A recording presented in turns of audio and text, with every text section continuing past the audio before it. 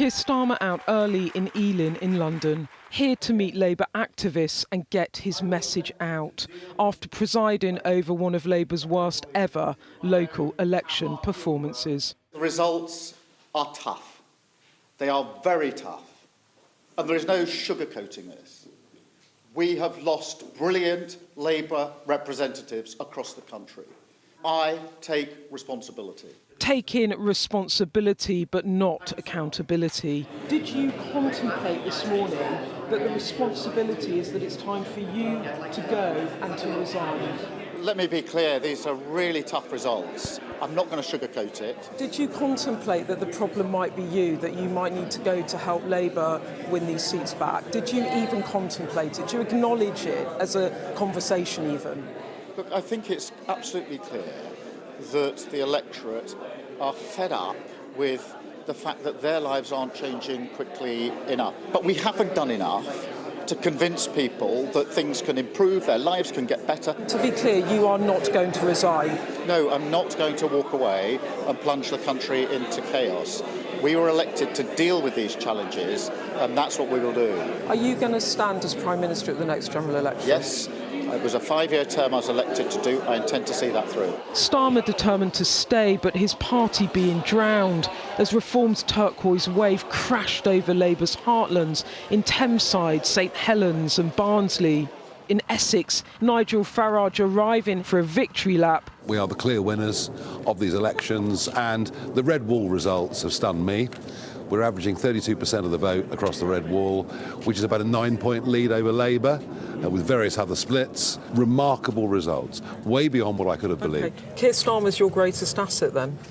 Ironically, yes. I mean, we fought the campaign on vote reform, get Starmer out, and I think that will happen.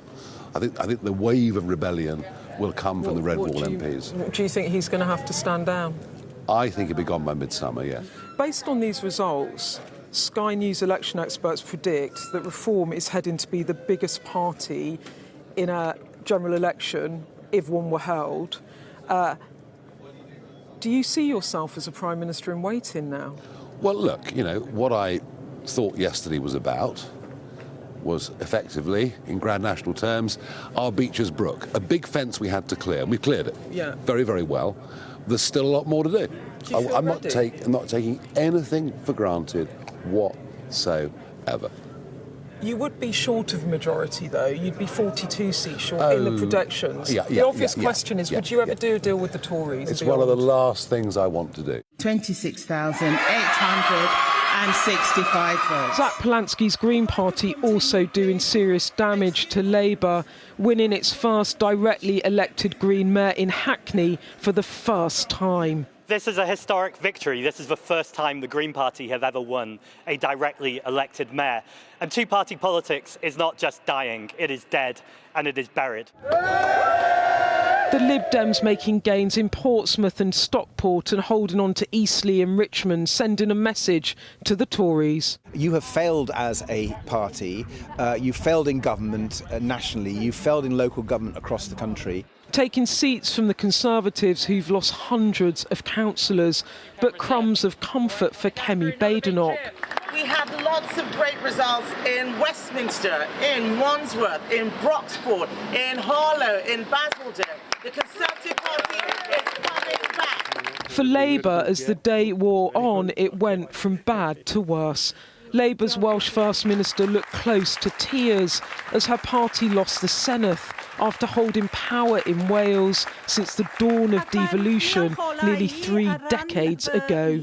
Eleanor Morgan even lost her own seat. Whilst Labour has today suffered a catastrophic result, it ends a century of Labour winning in Wales, and the party will need to take a really hard look at itself.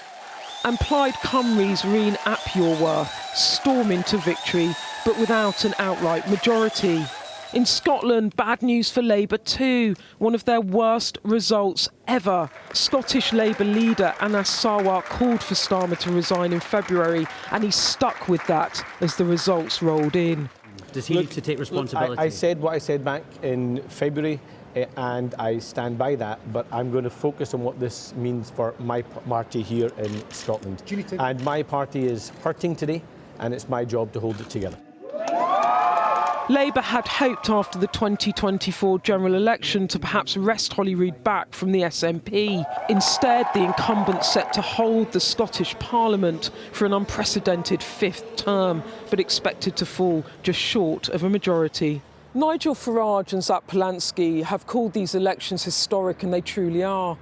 What we're seeing is the breakdown of the two-party system that's dominated our politics for a century, as the patchwork of Labour red and Tory blue is painted over with a rainbow of parties holding power across the country. Reform are now a truly national party and the de facto opposition if you look at their spread and their support. And as for Labour, shell shock is the word. Losing Wales, the Red Wall, Red London. Starmer says he'll fight on, and senior figures are starting to come out to back him. But at best it seems that what he's won is a stay of execution. In the coming days, Starmer will mount a fight back to try to persuade his party he can be the change. But the ballot box tells a different story that, try as he might, he perhaps can't rewrite. Beth Rigby, Sky News.